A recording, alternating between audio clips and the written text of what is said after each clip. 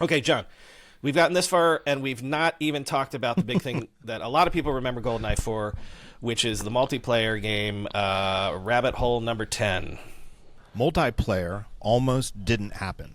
I knew this. I somehow I knew this fact, but well, the Nintendo's trying to shut it down, and so obviously the impetus is to try to get it out the door as soon as humanly possible. But at the same time, it's the spring of '97, and the team is playing a lot of Mario Kart 64, which takes advantage of the 4 controller ports on the N64. They're also playing Super Bomberman, which had multiplayer as well, and used bombs as weapons, which they found hilarious.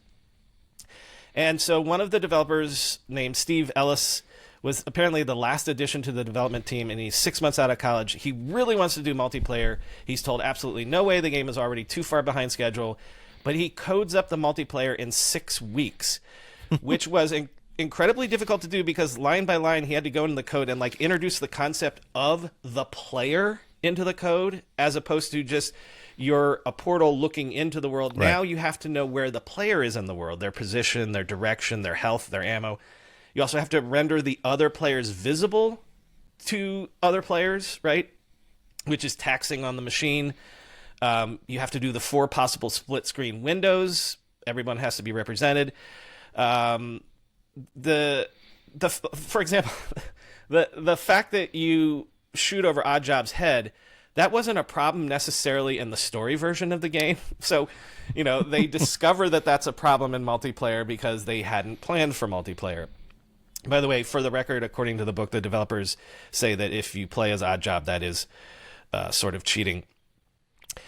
I kind of agree. They have multiplayer up and running quick and dirty, but they don't have the sign-off to include it. And their point person at Nintendo is a guy by the name of Ken Lobb, best known as the co-creator of the Killer Instinct series. I believe he is still at Xbox these days. I don't know if that name rings a bell to you at all. No, it does not. Lobb comes to Britain to check in on what he believes are the finishing touches of development. The team sits him down and shows him multiplayer, and he's blown away. The team says, we want another 6 months to implement this. And Lobb says, you want what? Because they're so late at this point. But he's quoted as saying about his demo of the multiplayer, it's one of those moments in time that's literally photographically burned into my memory. This is too fun, he says. Let's add it in. Rabbit Hole number 10.